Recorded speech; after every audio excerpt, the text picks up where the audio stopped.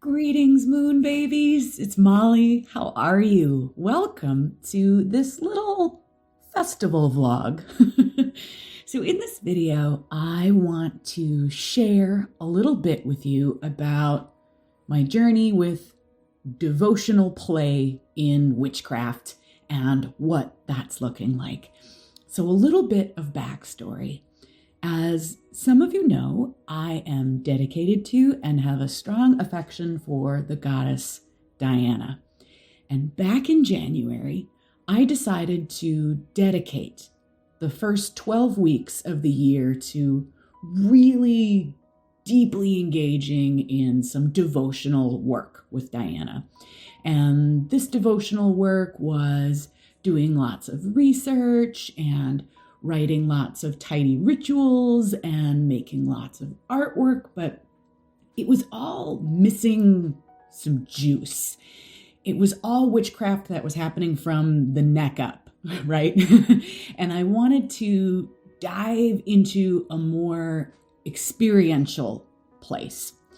And in doing so, I stumbled across the book Dancing in the Moonlight, Understanding Artemis Through Celebration by Thista Minai. And in the book, they describe lots of ideas for Hellenic celebrations and creating festivals. And this was very exciting to me. Now, I would like to note here that I personally see and understand the differences between Artemis and Diana, each being goddesses in their own rights. I still work with them both, sometimes as separate deities, sometimes as different faces of an evolving deity. What I'm interested in is the huntress archetype, this sort of untamed nature, protectress figure, guardian of creatures, illuminator. I am admittedly not a Reconstructionist. Now, not everyone does identify them together, and that's great. I just wanted to clarify for anyone who might be curious. Back to the book. The author's thoughts on understanding through celebration really flipped a switch for me, and the festival that really jumped out to me was Arctea. This is an ancient rite where young girls danced as bears to honor Artemis. And I was smitten with this idea and decided I wanted to dance the bear. I decided to create my own Arctea, a modern celebration of play and the untamed wild things within.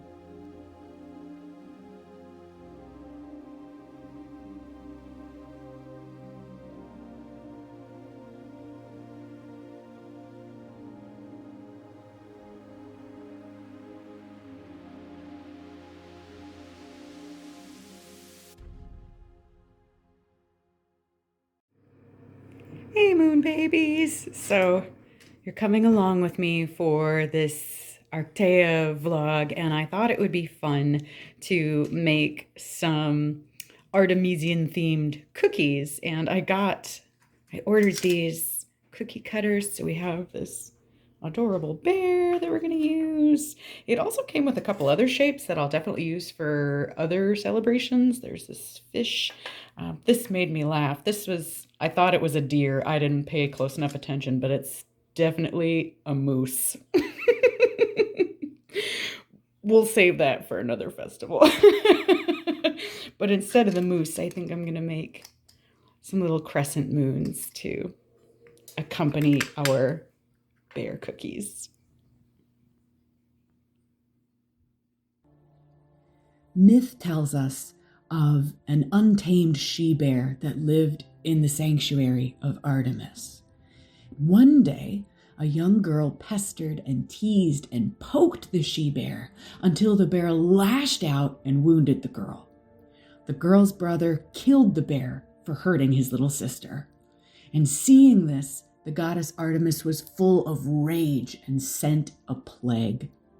The people of the city asked the oracle what to do, and the oracle instructed that the young girls of the city were to act like she-bears to appease the wrathful Artemis. So I just used a chocolate rollout cookie to make these bears, and they turned out delicious. Some of the cookies were placed on the altar as an offering. Others were crumbled under a tree and fed to the critters near my home. And my honey and I demolished the rest. I'll definitely be making these for future Arctea celebrations.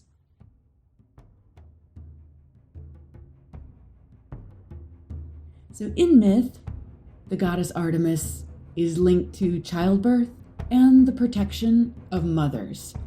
And for this festival celebrating the child within, it felt appropriate to include the young people and mother people in my life. So each of the ribbons is a prayer for a kid and a caretaker.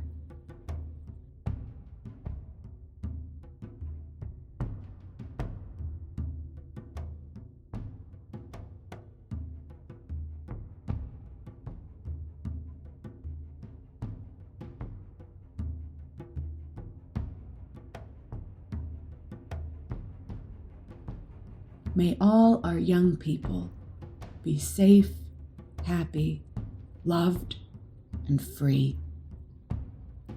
May all our caregivers be safe, happy, loved, and free.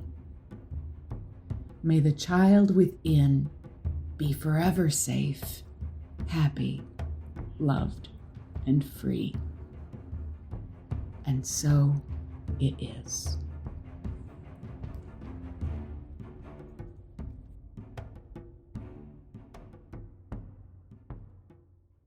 Then it was time to go dance, to dance the bear and play. And there was a moment while I was standing out there that I was worried I couldn't do it, that I couldn't just play, I couldn't just wing it. Do I know how to do this? Am I doing it right? And then I remembered that I don't have to know, I just have to be. And for me, that feeling was the biggest blessing of this whole festival, of the entire devotional play experiment. Remembering that if I find moments to just be, the little bear, the little untamed, unashamed wild child inside will come rushing back to life. May your magical adventures take you somewhere delightful, somewhere new, somewhere old, but always somewhere wild.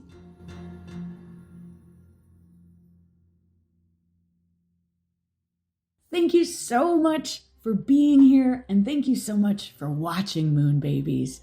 I'd like to extend deep gratitude to my patrons who make this channel possible. And if this particular topic is of interest to you, as always, there are links to resources in the description. Be sure to check those out.